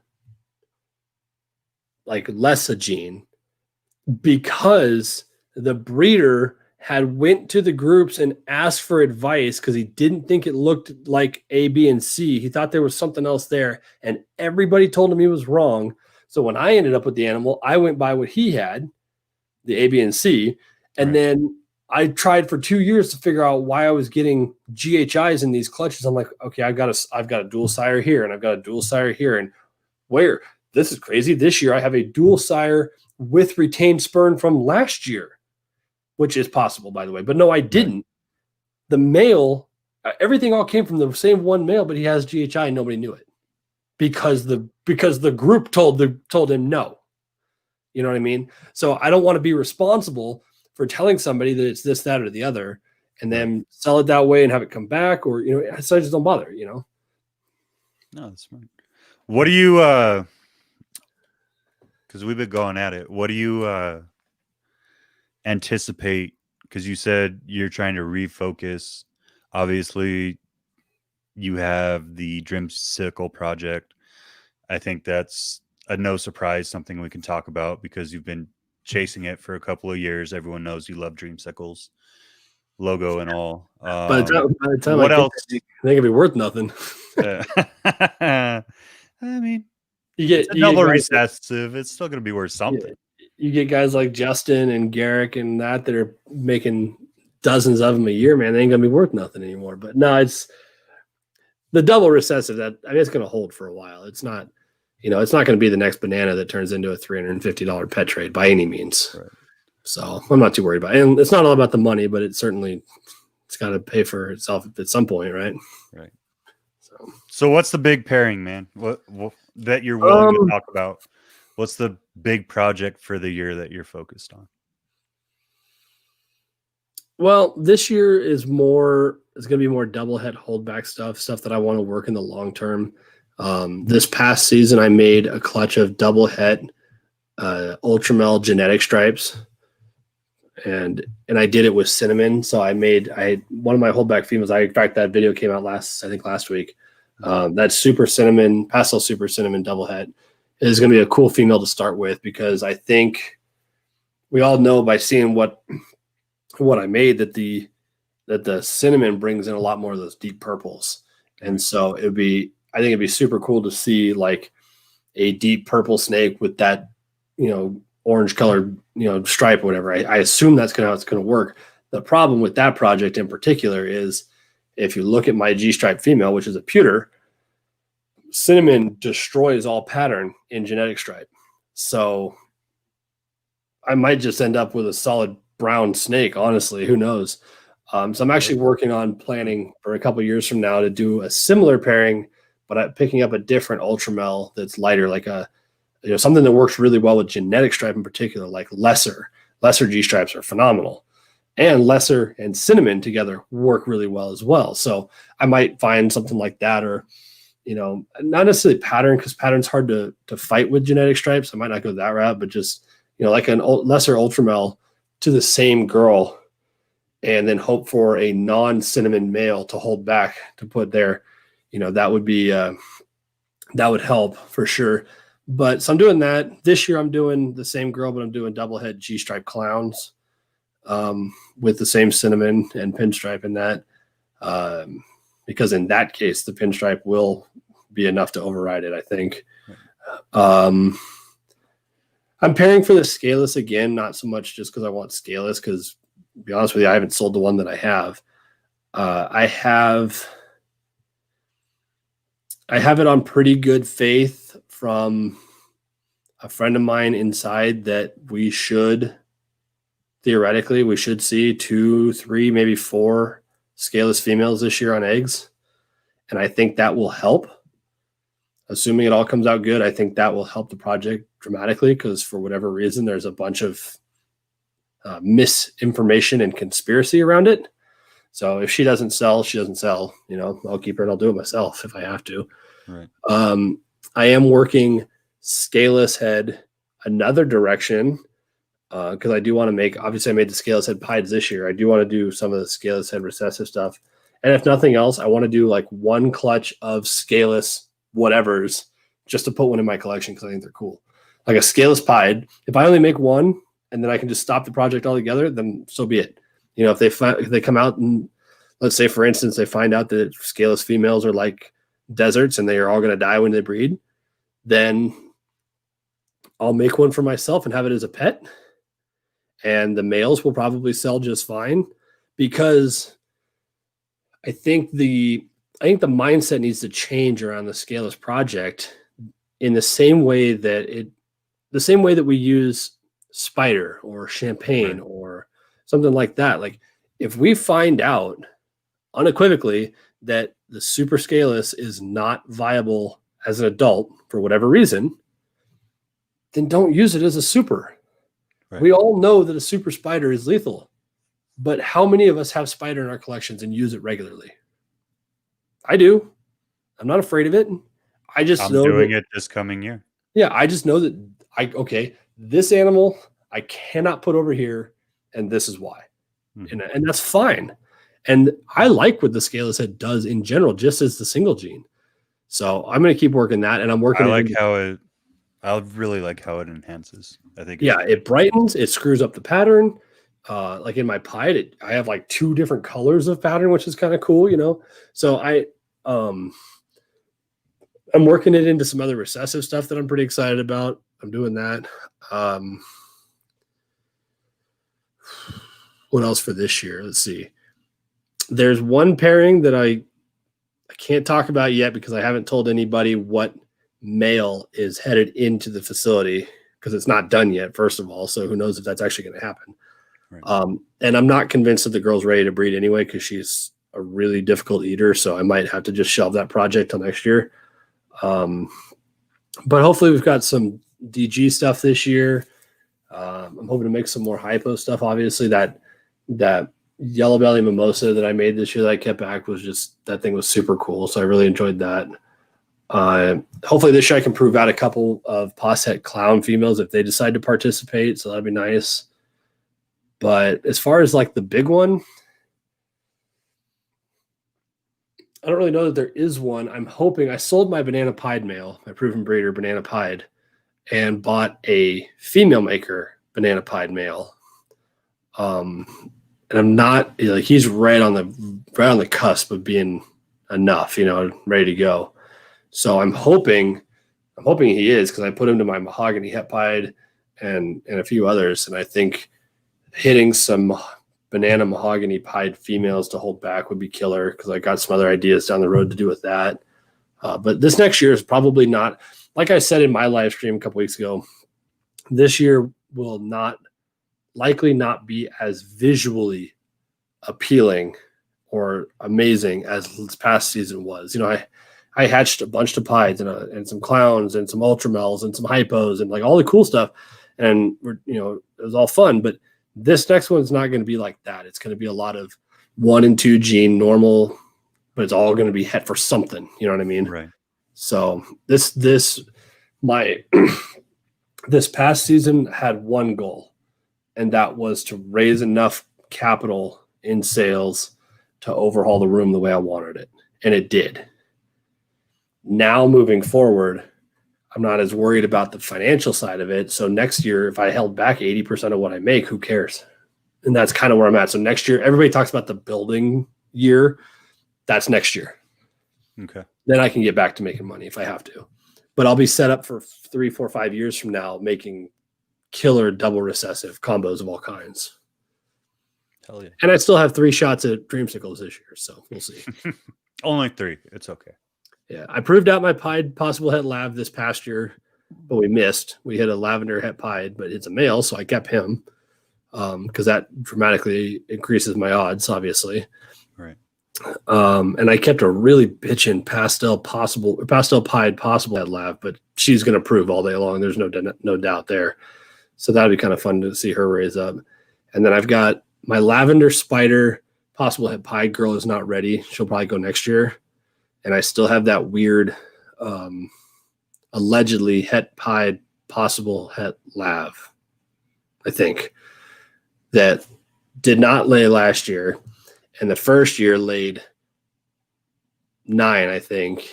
And they all but one went bad in incubation. And the one that came out was normal. So who knows? Right. Dang. And I do have one shot. They've already locked. Not that I honestly care about the project at all, to be completely candid, but I do have one really long shot at sunset this year. But it's It's butter 66% het to pinstripe 50%. So who knows? But I proved out all but one of my possets this year, so maybe I'll get lucky and do it again. I mean, I love the Sunset Project, man. I think it's, I don't know. I think it's under. I don't think it's being used correctly yet. I've not seen anything, with the exception of the Hypo Sunset that Brad made. I have not seen anything in Sunset that blew me away. And I don't care what people say, with the exception of the Banana Sunset. They're all brown. Every one of them, including the Sunset Clown. I got nothing against Miguel or Matt, but the Sunset Clown did nothing for me. And even now at 600 grams or whatever, it's brown. And there's nothing wrong with that. I just don't think it's being used correctly, and I'm not smart enough to know what the answer is. I'm sure there's plenty of people out there that will. Justin will figure it out, or Ozzy will figure it out, or something like that. Joel will hit the Sunset Pied, hopefully. And I keep screwing with Joel, saying it's either going to be mind-blowing or horrendously underwhelming. Well, that's the hard thing with sunsets too. Like what you're saying is, they are, when they're babies, man, they're kind of breathtaking. Like, especially the stuff I've seen come out of Cusco's, like the Enchi cinnamon sunsets. I love. It looks cool. I think there's some other stuff that needs to be added to it. Most definitely. Yeah, it looks cool, but I don't want something that only looks good till it's 400 grams. You know what I mean? And granted, a lot of the stuff browns out and changes and looks crappy as an adult. That's not my point. I do think that Enchi is definitely a key player, but I'm really excited. I'll tell you what I want to see it in, where I think it will start to shine, is Lav. I think the lavender sunset is going to be ridiculous. I kind of agree with Barchek. I think if you look at boas and you look at the Red Devil project and that, it's very similar in that. I don't remember all the genes. Obviously, I'm not a boa breeder, but the Red Devil I think it's a blood albino, I think is what makes the Red Devil. And if you look at those side by side, the blood gene is very similar in what Sunset does, and obviously the albino is as well. And the Red Devil it's a red boa, and I think he might be onto something with that, being an albino. I prefer lavender. I'm more of a lavender fan than regular albino. Right. And I don't work all the other parts of it either. I'm going to try to probably get into pure candy, but just to keep it separate. I don't want to mix them, and I like what candy does. But between lavender and ultramel, I don't need any others. I've got T positive and T negative. You know what I mean? Right. But I think the ultramel could be interesting if it's used correctly with Sunset because of the orange tones. And obviously I think lavender is going to be, I think that's where the answer is. So, and then they're going to have to figure out what genes to bring with it to make that work. And she's obviously a key player. Cinnamon's a big deal. I think OD and Super OD will probably help a lot. Fire will probably help a lot. And who knows, we might be going the wrong direction completely. You look at like what Justin did with the leopard blackhead lavender, and it stripped every bit of the color away and went like straight fluorescent orange and white until it starts to turn lavender, obviously. What happens when you take blackhead towards Sunset? Maybe we're going the wrong way and you start adding dark genes like GHI and blackhead and mahogany and stuff. Well, we already have that. There's GHI sunsets out. Are there? If you look at did it work? Family, yeah. I mean, well, from what I've seen, they're this year's hatchlings. They don't have much size on them yet. But the oranges, when they first hatched out, seem to be resoundingly orange. So I really like it. If you look up Family Jewels herp sales on Morph Market, they hatched out the GHI sunsets this year. And that's kind of where that's kind of where my mindset is. I think with what they're doing and watching what everyone else does, I'm kind of because I'm not gonna lie, I'm chasing the red ball too. I said it on Reptiles Unplugged a couple of weeks ago when we did the veterans. Interesting. One, I'm chasing a red ball python. Yeah. Now I'm watching the way other people do it and seeing what they play and what they put in, because that's not a project that you can jump into half-heartedly. That's definitely not. A minimum $4,000 to $8,000 an animal, depending on sex and the 1 to 2 genes that might be in it. You know what I mean? If not more. I'm looking at Justin. He calls that the moonshine, the GHI sunset. So there was controversy on that too. I guess there's already a moonshine, so I don't remember what he changed it to. They haven't changed it on Morph Market, I guess, but it's it's killer, man. Like, I'm just looking at his Instagram. I love that thing. That's pretty. It's pretty wild. It makes you see what it looks like in 6 months, you know. But I have a hard on for GHI in the first place too, as you well know. Yeah. And he's got this gene. Oh, I didn't realize this was Justin, because I've seen this animal on Morph Market a bunch of times. He's got this gene called denim.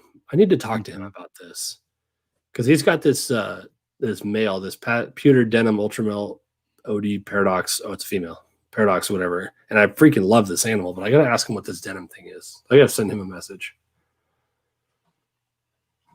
Hell yeah, man. So obviously, if you're on my channel, you probably know how to get a hold of Jason, but we're passing the 2-hour mark. I don't want to keep this guy because he's got a newborn that he's got to take care of throughout the night, and a real job, unlike us retired people. So where do we find you, brother? Well, Instagram's the easy one. You know, that's where I'm most active for sure. I do have a Facebook page, but Facebook's horrendous about notifications, especially with messages, because it drops into a different folder. So half the time I get it. Half the time I won't notice that you send me a message on Facebook through the business page until it shows up as like a notification that, hey, somebody messaged you, and that can take forever, you know. And Instagram's pretty easy. And then YouTube, obviously, it's Morph Mixology everywhere. We're on Morph Market. It's relatively current, I think. That's one of the things I got to do here in the next couple of days, because I shipped out 5 more animals today, so I gotta update the website, morphmixology.com as well. I gotta update the website in Morph Market, but yeah, it's, you know, Morph Mixology everywhere. I still got stuff for sale, and I need to get them moved out. So go check out his snakes. Yeah, there's still some decent stuff in there, but I'm saying I'm about to pick one up myself. So you guys go check out what he's working with. If he doesn't decide to keep it back, I'm fighting with him on it. I still, dude, I could be seeing things, but I'm convinced there is something going on there with that Chloe project. So you might be getting your foot in the door way early on a Posset Clown Chloe combo if that turns into something. So hell yeah.